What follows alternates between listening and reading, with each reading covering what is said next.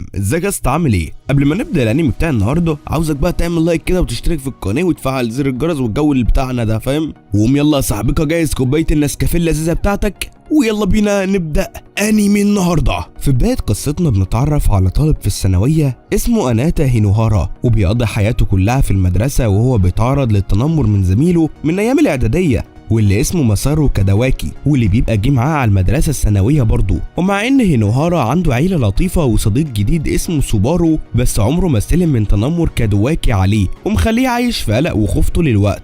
وفي يوم هينوهارا وهو بيحاول يتعامل في حياته التعيسة بيسمع سوبارو بيحكي لعصابة كادواكي عن صداقته المزيفة بهينوهارا، وبما ان هينوهارا بيبقى حابب صداقته بسوبارو لما بيسمع الكلام ده قلبه بيتكسر، ومن وقتها وهو ما بيبقاش عنده ثقة في حد. وفي المشهد اللي بعد كده بنشوف في عالم موازي إيما لاكوني إيراتا، وهو ولد في مرحلة المراهقة من مستعمرة هيما، وجدته مكاري وصديقه طفولته كوتوها بيجبروه انه يعمل نفسه بنت عشان الاحتفال بتاع تقاليد الملكية واللي بيتعمل كل 30 سنة. وواحدة من العذراوات بتوع مستعمرة هيما اللي عندهم قوة الأمات سوريكي هم بس اللي يقدروا ياخدوا سيف هياجامي واللي بيكون فيه الأرواح المخلصة بتاعة العالم ده. بس علشان مستعمرة هيما ما فيهاش عذراوات بقالهم 30 سنة فإيراتا لازم يمثل انه واحدة عشان ينقذ المستعمرة بتاعته، والا مش هيقدروا يقدموا اي عذراء للاحتفال ووقتها هينتهوا. بس إيراتا مش بياخد كلام جدته جد وبيمسك سيف الهياجامي وبيلعب بيه وبيعتبره كمان انه سيف قديم ومتبهدل. وتصرف إيراتا المتهور ده مع الهياجامي بيخلي مكاري قلبها يوجعها، فبتستعطف إيراتا وبتقنعه انه يستعد للاحتفال. وغير كده الحاكمة الحالية هيميو بتبقى بتكبر في السن وقريب قوي هتسيب العرش بتاعها لحد تاني عشان مصلحة البلد. وبرغم اعتراضه على الموضوع إيراتا بيوافق انه يروح مع كوتوها لل3 ايام بتوع الاحتفال لحد ما المستعمرة تلاقي عذراء تانية. وهم في الطريق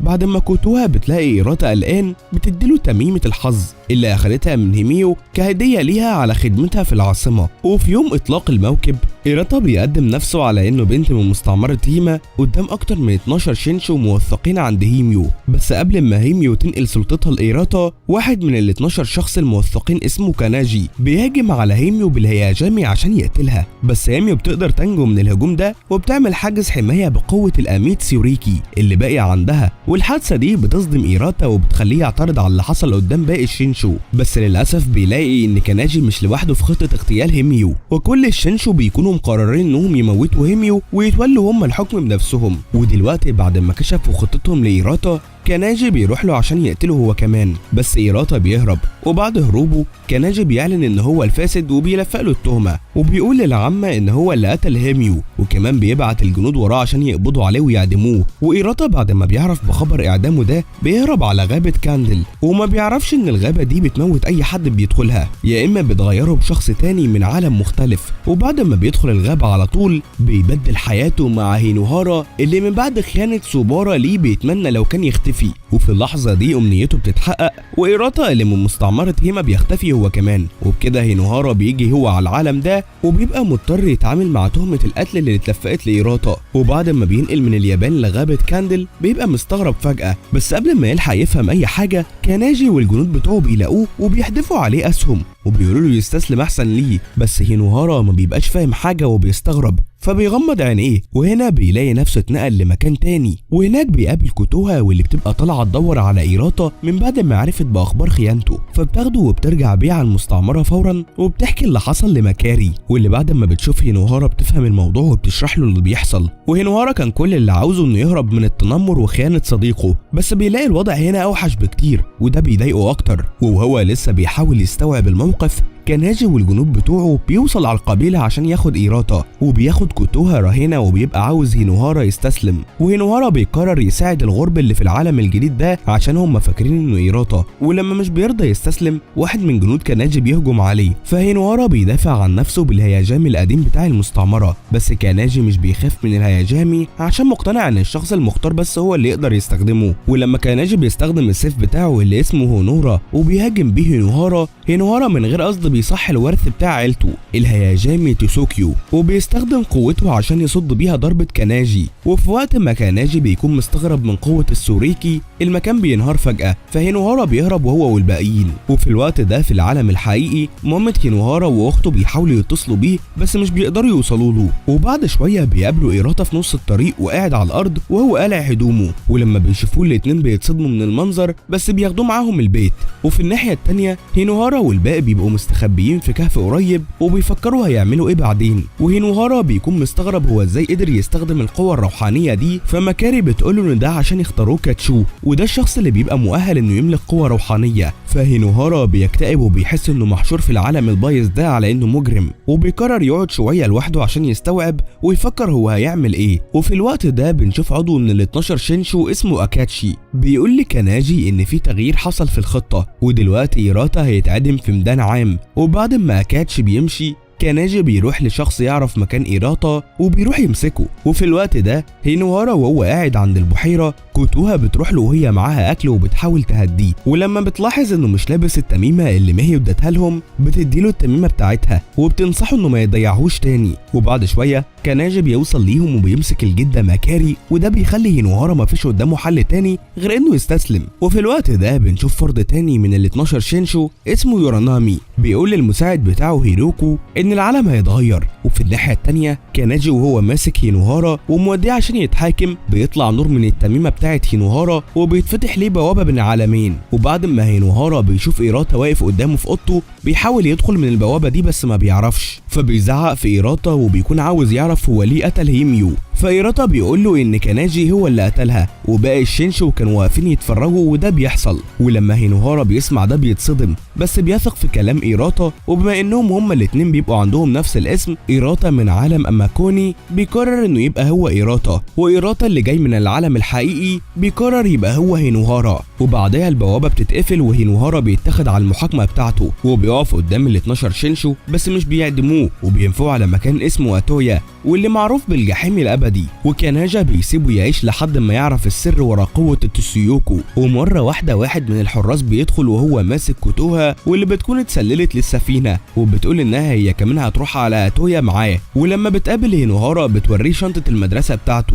وسيف الهياجامي اللي اخدته معاها في الخباثة. ولما هينوهارا بيجرب يستخدمه مفيش حاجة بتحصل بس التميمة بتاعته بتنور وروح هيميو بتخرج قدامه وبتقوله ان الشينشو الجديد بتاعها وبتكون عايزاه يسمع الطلب بتاعها وشايفة ان هو الوحيد اللي تقدر تعتمد عليه. وبتقوله انها كانت بتستخدم قوتها عشان تخلي كل مستخدمين سيف الهياجامي تحت سيطرتها، بس وهي روحها متشعلقة بجسمها بالعافية ما بقتش قادرة تعمل كده. بس لو التشو اللي بيسيطر على أسلحة الهياجامي بدأ يستخدم قواها وقتها العالم هيسيطر عليه القوة ومش هيكون في عدل. وعشان كده هي عايزة هينوهارا انه يحكم العالم الجديد ده ويسيطر هو على كل أسلحة الهياجامي قبل ما حياتها تنتهي للأبد. بس هينوهارا بيرفض عشان ما بيبقاش عنده قوة كفاية يقدر يقاتل بيها. بس هيميو بتفضل مصممة على كلامها وبتقوله ان هو الوحيد اللي تقدر تعتمد عليه دلوقتي. وبعد ما هيميو بتمشي كوتوها بتشجع هينوهارا انه ينفذ المهمة دي وبتقوله انه املهم الاخير في العالم ده. وقبل ما ينزلوا على أتويا كوتوها بتعلمه ازاي يقدر يخبي الهياجامي بتاعه في هدومه بما انه بقى دلوقتي اللي تشو. وبعد كده هينوهارا وكوتوها بيوصلوا على أتويا وهناك حتى المساجين بيبقوا عارفين انه قتل هيميو وبيفتكروا انهم لو قتلوه ممكن يخرجوا من الجحيم ده. وولدين اساميهم كاناتا وجينشي بينزلوا فجأة وبيبقوا عاوزين يموتوا هينوهارا وفعلا بيهجموا عليه على طول. وكاناتا بيجري يهجم عليه وهينوهارا بيحاول يتفادى الضربات بتاعته على قد ما يقدر بس كاناتا بيجرحه في ايده. فهينوهارا بيقول لهم انه ما قتلش هيميو وبعديها على طول المكان بيبدأ يتهز فالكل بيصرخ وبيقولوا انه ده وقت الحساب وبيطلعوا يجروا. ومرة واحدة المواسير الضخمة اللي في المكان بتبدأ تتحرك وبتاكل 2 من الرجالة فورا. ولما هينوهارا وكوتوها بيشوفوا ده بيستغربوا. وفي اللحظة دي بتجيلهم واحدة اسمها أسامة وبتقول لهم ان تسوتسوجا يبقى هو مأمور السجن ده وكل يوم بيختار 2 من المجرمين وبياكلهم فورا. وقبل ما تمشي بتاخد التوكة بتاعت كوتوها كمقابل على المعلومة اللي قالتها لهم عليها. وفي الوقت ده ال 12 شينشو بيرجعوا على أراضيهم والناس بيكونوا خايفين عشان مش عارفين ايه اللي هيحصل ليهم من بعد ما ميهيو مشيت. وفي الناحية التانية لما بيجي وقت الحساب تاني المبنى بيبدأ ينهار وكوتوها بتقع وسط المواسير الكبيرة، وهينوهارا بيتصدم ومش بيقدر يتحرك في الأول، بس بعدين بيجري على تحت عشان يروح ينقذها. ولما بينزل هينوهارا بيدور على كوتوها في كل مكان بس مش بيلاقيها، فبيقعد يندب في حظه وضعفه. ومرة واحدة بيظهر له خيال وبيقول له ما يستسلمش عشان في ناس كتير واثقة فيه وهو لازم يفوز. وبعدين أوساما بتيجي وبتقول له إن الولد اللي شعره أحمر كاناتا أنقذ كوتوها من وقت الحساب. وفي الناحية التانية كاناتا وجينشي بيبقوا قاعدين مع كوتوها، وبيبقى باين قد ايه كاناتا معجب بيها بس متردد يقول اي حاجة. ولما جينشي بيفهم بيمشي وبيسيبهم لوحدهم وبيتلكك بانه رايح يجيب اكل. بس لما بيطول في الغيبة كاناتا بيروح وراه وبيلاقيه نايم على الارض وفاقد وعيه وجنبه هينوهارا، فبيتغاظ وبيهجم على هينوهارا على طول. وبعد كده جينشي بيفوق وبيقول لكاناتا ان هينوهارا ما عملهوش حاجة، بالعكس ده هو اللي انقذه. وبعد كده هينوهارا بياخد جينشي وبيرجع لكوتوها. وفي الوقت ده كاناتا بيروح يتخانق مع الرجالة اللي اخدوا الخاتم بتاع جينشي. وبعد ما كاناتا بيجي المواسير بتبلعه هو وجينشي، فهينوهارا بيقرر انه يساعدهم حتى وهو عارف انه هيضطر يواجه سوتسوجا واللي هو كمان يبقى تشو، بس بيفضل مصمم انه ينقذ كاناتا وجينشي. وبيبدا يمشي ورا المواسير الضخمه في الدور اللي تحت. وفي الوقت ده سوتسوجا بيبقى ماسكهم هما الاثنين وبيجبرهم هما الاثنين انهم يتقاتلوا، والفايز هيعلنوا بريء وهيحرروا، ولو رفضوا انهم يتقاتلوا وقتها هما الاثنين هيموتوا. ومع ان جينشي ما بيبقاش عاوز يقاتل بس كاناتا بيهجم عليه.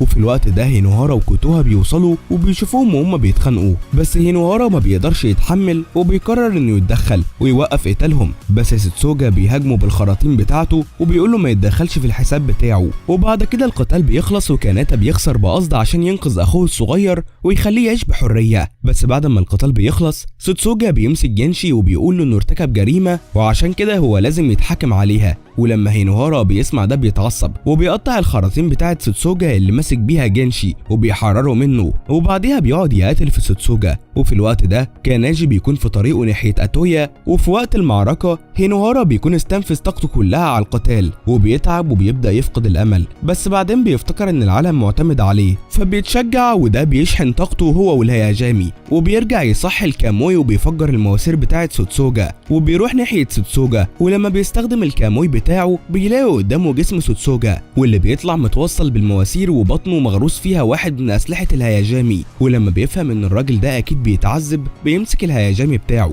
بس بيلاقي نفسه متاخد على ذكريات سوتسوجا. وبنشوف المأمور سوتسوجا وهو بيأمر صديقه المجرم هو كمان انه يصلح طريقته، وده عشان بيكون عنده امل في صاحبه، بس هو بيخونه وبيضربه بالسيف بتاعه وده بيخلي سوتسوجا يتضايق وده بيخليه يتحول لشيطان ويسجن كل المجرمين للابد. ولما المساجين اللي هناك بيبقوا عايزين هينوهارا انه يقتل سوتسوجا، بس هينوهارا بيحاول يساعده ويطلع السيف المشعوذ من جسمه، فالقوة المشعوذة اللي في السيف بتحاول تخترق عقله بس هينوهارا بيقتلها وبيقدر انه يشيل السيف في الاخر. فسوتسوجا بيقدم له روحه والهياجامي بتاعه لهينوهارا وبيقول له انه كده نفذ واجبه ودلوقتي هيعيش جوه الهياجامي بتاعه. وقبل ما كاناجي بيوصل على اتويا هينوهارا والفريق بتاعه بيمشوا عشان يرجعوا على العاصمة. وفي الوقت ده روح ساتسوجي بتبلغ كاناجي ان الهياجامي بتاع هينوهارا هو السيف الاصلي واللي هيحكم العالم. ولما كاناجي بيسمع ده بيتخض. وفي الناحية التانية عائلة هينوهارا بتبقى قلقانة على اسلوب ابنهم الغريب، فبيفتكروا انه فقد الذاكرة فبيقرروا يخلوه في البيت وما يروحش المدرسة الفترة دي. وفي الناحية التانية كاناجي بيوصل على منطقته اللي اسمها كاجوتوسوشي وهناك بيزور قبر صاحبته ايميسو. وفي الوقت ده هينوهارا بيبقوا في طريقهم ناحية العاصمة وبيقدروا يوصلوا عند منطقة قريبة بالمركب بتاعهم البايظ، بس بما ان العاصمة لسه بعيدة عليهم بيقرروا يكملوا في رحلتهم قبل ما الوقت يتأخر. ومرة واحدة بيلاقوا دخان على الجزيرة فبيروحوا وراه بيلاقوا قرويين عايشين هناك وناويين يوحوا على الحدود. وجينشي اول ما بيلمح ان في ناس من قريته بيروح لهم وبيفرح اكتر لما بيلاقي مامته معاهم وبيجري ياخدها بالحضن على طول. وبعد كده هينوهارا وهو قاعد مع واحد من القرويين بيعرف ان بعد وقوع هيميو حصلت حرب بين ال 12 شينشو وواحد بس هو اللي هيحكم البلد، واقوى تشو من بينهم هيكون هو الملك العظيم ويحكم البلد كلها. وبعد كده جينشي وعيلته بيروحوا على الحدود عند طريق شلال بيفتح مرة واحدة بس في الشهر. ولما الطريق بيفتح جينشي بيمسك ايد كاناتا وبيحاول يدخل بيه الكهف، بس كاناتا بيقف وبيفضل في مكانه وبيقول لجينشي ياخد باله من مامته. ولما هينوهارا بيشوف قد ايه كاناتا مكتئب بياخده معاهم في رحله ناحيه مركز الجزيره، وفي طريقهم بيلاقوا حيوان شرس اسمه مورو واللي بيقابله كمان بنت صغيره اسمها هوني. بس مع الوقت هينوهارا بيقع من طوله بسبب التعب والارهاق، ولما بيصحى بيلاقي نفسه في بيت اوهيكا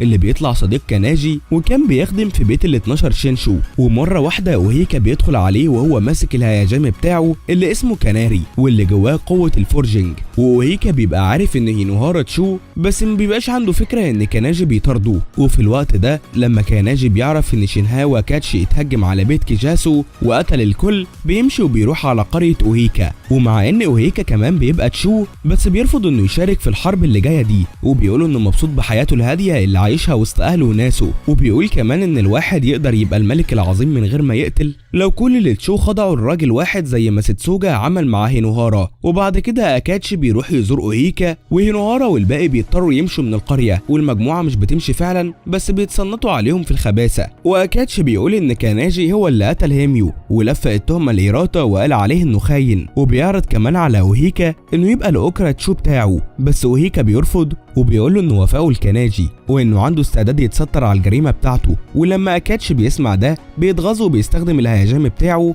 عشان يمسك فريو مرات اوهيكا ويجبره انه يخضع ليه هو والهيجان بتاعه.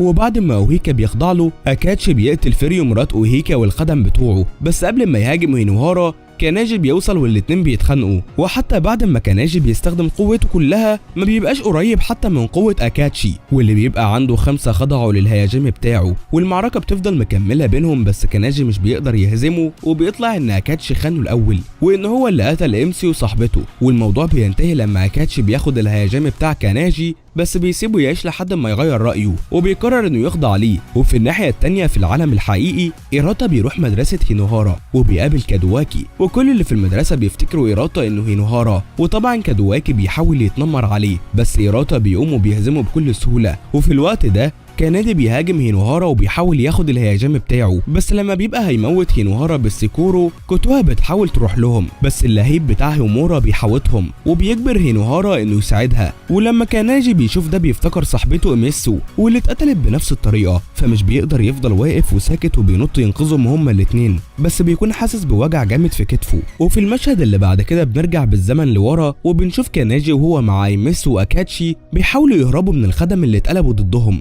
كاناجي وايميسو بيهربوا في حين ان اكاتشي هو اللي بيفضل وبيقاتل في الخدم. وبعدها بيروحوا على جابوتسوشي وبيقرروا انهم يستقروا هناك، والدنيا بتبقى ماشيه زي الفل لحد ما كاناجي بيتعب، فايميسو بتطلع تدور له على اعشاب علاجيه بس وهي بره بتموت بسبب النار اللي بتحاوطها فجاه. وكاناجي بيتم اختياره من ضمن اللي تشو، ولما هينوهارا بيسمع بالقصه دي بيعرض على كاناجي انه ينضم ليهم ويغيروا العالم. وفي الوقت ده الستة تشو الغامضين بيكونوا في طريقهم للعاصمه، وبما ان الشينشو اللي 12 بيكونوا مشتركين في اغتيال هيميو، الستة تشو الغامضه بيوصلوا على العاصمه عشان يهتموا هم بالموضوع. ولما بيشوفوا هيميو وهي روحها متشعلقه في جسمها بالعافيه بيقرروا انهم يتعاملوا مع إيراتا على اللي عمله هو والسكيرو، عشان لو ميهي اتوصلت بالسكيرو وقتها هتعيش وبكده هيكونوا خلصوا مهمتهم. وفي الوقت ده هينوهارا وكاناتا وهم في طريقهم ناحيه العاصمه بيدخلوا في قتال ودي وكاناجي هو اللي بيحكم. وبعد كده لما الدنيا بتبدا تمطر المجموعه بتستوعب انهم دخلوا منطقه العدو عشان هو اللي تشول الهيجان بتاع الميه واللي يقدر يتحكم في المطر زي ما هو عاوز. وفي الناحيه التانيه في العالم الحقيقي كادواكي بيبقى زعلان على نفسه وهو بيفتكر إيراتا وهو بيضربه في المدرسه، فبيقوم يكسر في كل اللي قدامه وبيتعصب اكتر لما بيشوف صوره هينوهارا في صوره ايام الاعداديه. وفي الناحيه التانيه مامة هينوهارا بتبقى قلقانه عليه وعاوزه تتكلم معاه تفهم ايه اللي حصل بالظبط، بس إيراتا عشان ما بيكونش عنده لا اب ولا ام بيبقى ما عندوش فكره ازاي يتكلم معاها. وبعد كده بيقابل سوبارو واللي بيعتذر له انه كان ضعيف واتكلم وحش عنه،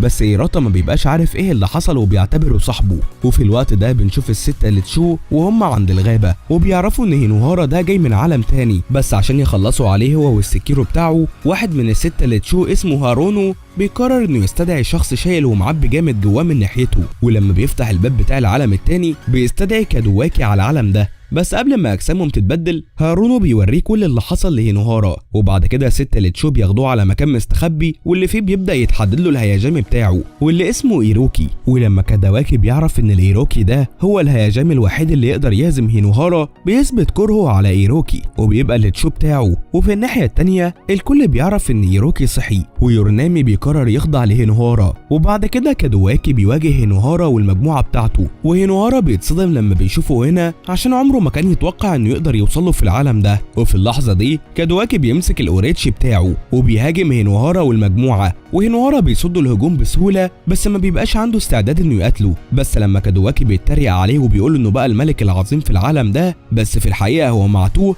هينوهارا بيتعصب وبيفقد السيطرة على مشاعره، وده بيخليه يطلق الهياجام الشيطانية بتاعته، وبعدين بيهاجم كادواكي بقوة شيطانية للسكورو وبيدمر بيها الجبل. بس كادواكي بيقدر يتفادى الضربة، وقبل ما السكورو يتحول تماما لإينوجامي، كوتوها بتجري على هينوهارا وبتحاول تهديه. وبعد كده كادواكي بيقرر انه يهاجمه مرة تانية، بس الستة تشو بيخلوه ينسحب عشان في الوقت ده الهياجام بتاعه ما بيبقاش صحي كفاية. وفي الناحية التانية هينوهارا بيوقع الهياجام بتاعه من بعد القتال، بس كاناجي بيمسكه بسرعة قبل ما يلمس الأرض وبيطلع يجري. وبالليل هينوهارا بيكشف هويته الحقيقية لكوتوها وبيحكي لها هو ازاي جه على العالم ده وازاي كادواكي واصحابه كانوا بيتنمروا عليه في المدرسة، بس بيكتئب في وسط الكلام وبيروح الغابة. وبعدها كاناجي بيرجع وبيديله الهياجام بتاعه وبيقوله انه ما قدرش يتحمل ضغط المهمة دي ولا قادر يكون قد المسؤولية. بس هينوهارا بيحس انه عاجز، وتاني يوم بعد ما بيفتكر ذكرياته مع كادواكي هينوهارا بيستوعب انهم كانوا صحاب كويسين زمان، وبيقرر انه يغير العالم بقوته. فبيروح هو والفريق بتاعه للتاميوري، واحدة من اراضي ال12 شينشو بتاعت يورانامي. وفي الوقت ده بنكتشف ان يورانامي بيراقب تحركاته من وقت ما دخل، ومن غير ما يضيع وقت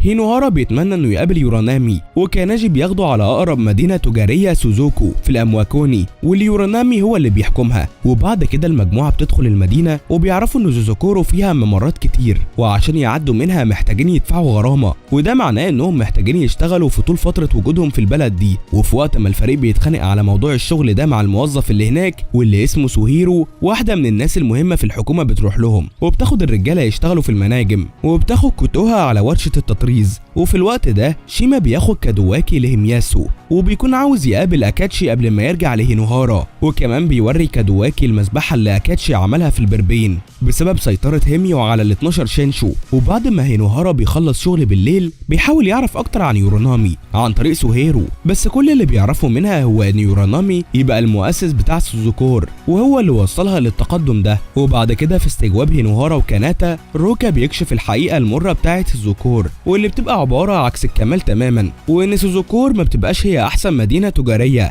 بس هي بتبقى عبارة عن مكان الناس المفروض ياكلوا فيه بعض عشان يوصلوا للقمة. ولما هينوهارا بيكتشف الواقع بتاع سوزوكورو بيشكك في حكومة يورانامي، بس هو وباقي الفريق بيقرروا انهم يهربوا من المدينة دي. وفي الناحية التانية كادواكي بيكون عاوز اكاشي عشان يساعده في قتاله ضد هينوهارا، بس اكاشي بيرفض وبيقول ان ليه خصم ضعيف وبيفقع عينه. وفي الوقت ده في سوزوكورو هينوهارا وفريقه بيوصلوا لبوابة المدينة، بس سوهيرو بتروح لهم وبتكشف لهم حقيقتها وانها واحده من الخدم بتوع يورانامي، وبتحاول تمنعهم من انهم بيهربوا وبتقتلهم بالهياجام بتاعها. وعشان يقتلها هينوهارا كمان بيطلع الهياجام بتاعه وبيصد الهجوم بتاعها، وده بيخليها تقدره، فبتوقف القتال وبتستسلم وبتعلن خيانتها ليورانامي عشان تساعد في تصليح المدينة، وعشان يورانامي اللي كان بيهتم بالشعب بتاعه اكتر من الفلوس يرجع. وبعد ما بتقول لهم كده بتطلب من هينوهارا والباقي انهم ما يمشوش من البلد دي وانها هتساعدهم ضد يورانامي. وفي الوقت ده يورانامي بيبقى واقف قدام منحوتة المية بتاعت مامته وبيحلف انه ياخد السكيرو هياجامي بتاع هينوهارا الاصلي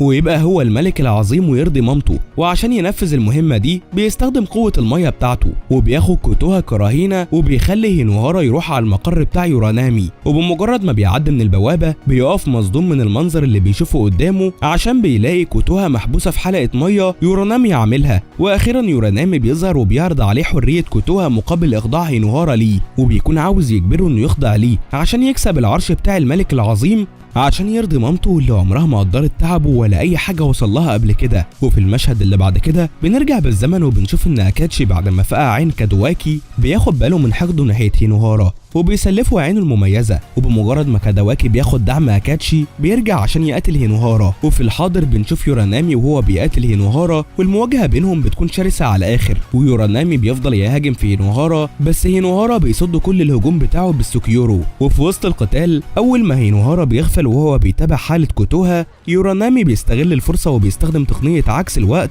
وبيحبسه في حلقة مية التنين. وفي اللحظة دي كادواكي بيجي عشان يهزم هينوهارا بالأوريتش بتاعه، بس هو كمان بيتحبس في التقنية بتاعة يورانامي. وفي وقت ما هينوهارا بيكون محبوس، يورانامي بيتلعب في مخه وبيوريه أوهام لمامته وهي بتقوله إنه لازم يخضع ليورانامي، بس هينوهارا بيقدر يكسر التقنية دي عن طريق إنه يخالف كلام مامته، وبعد كده بيحرر كوتوها بالهيجان بتاعه، وده بيخلي يورانامي يتصدم. وبعد ما بيسمع يورانامي وهو بيتكلم عن معاملة مامته القاسية دي، واحد من الخدم بتوع مامته القدام بيكشف الحقيقة وبيقول إن مامته كانت عارفة بطبيعته الطيبة، وعشان كده هي كانت قاسية عليه عشان كانت عايزاه يبقى قائد قوي من بعد موت باباه. ولما يورانامي بيفتح الصندوق اللي مامته سايباهوله بيتصدم لما بيلاقيها فضلت محتفظة فيه بالعقد اللي عمله لها وهو طفل. وبعد ما بيعرف مشاعر مامته الحقيقية ناحيته، يورانامي بيعتذر للناس على أسلوبه معاهم، بس في الوقت ده بيلاقوا كادواكي كسر التقنية بتاعة يورانامي والغضب باين على وشه وعينيه بتطق شرار، وتفكيره بيخليه يستدرج هينوهارا عشان يتحول لشيطان ويقتله بنية انه يقتله ويخلص عليه بقى. بس هينوهارا بيبقى مصمم انه يغير تفكير كادواكي، وفي خلال لحظات بتبدأ المعركة بينهم، وهينوهارا بيعاني وهو بيواجه غضب كادواكي الشيطاني. وفي وقت ما هينوهارا غضبه مش بيسيطر عليه زي كادواكي، الهيجان بتاع كادواكي بيكون مليان حقد ناحية هينوهارا، فبيهاجمه من غير ما يضيع وقت. بس مهما حاول هينوهارا مش بيقدر يفلت من خوفه من تنمر كادواكي عليه، وده بيخليه يتأخر كتير في المواجهة قصاده. بس كادواكي بيكون مستمتع بخسارة هينوهارا وبيهاجمه، ودلوقتي بيكون عنده قوة اوتشي شيطانية بتخلي هينوهارا يدوب قادر يدافع عن نفسه، بس بيفضل لسه مش قادر انه ينهي القتال. ولما هينوهارا بيبدأ يفقد الامل، ثقة الكل فيه بتصحي جواه نار الدافع اللي في قلبه وبتخليه يصد قوة الاوتشي، بس الهياجم بتاعه بيكون ناقص قوة الهجوم، وده بيخليه يدافع بس بطاقته كلها. ولما يورانامي بيشوف هينوهارا وهو بيخسر بيقرر يخضع ليه ويديله قوته، وبعد ما هينوهارا بيبقى معاه قوة يورانامي بيقدر يواجه قوة الاوتشي كاموي ويتحدى الهجوم بتاع كادواكي. وكادواكي عمره ما افتكر ان هينوهارا يتخلص من خوفه ابدا. وفي اللحظة دي بنشوف زمان وقت ما كانوا صحاب في الاعدادية، بس لما هينوهارا قصد يخسر قصاد كادواكي في الماتش عشان صداقتهم، من وقتها وعلاقتهم اتدمرت. وكادواكي فهم نية هينوهارا الكويسة غلط واعتبرها على انها شفقة عليه، ومن وقتها وهو شايل منه، ومع الوقت علاقتهم اتحولت من صداقة لعداوة وتنمر.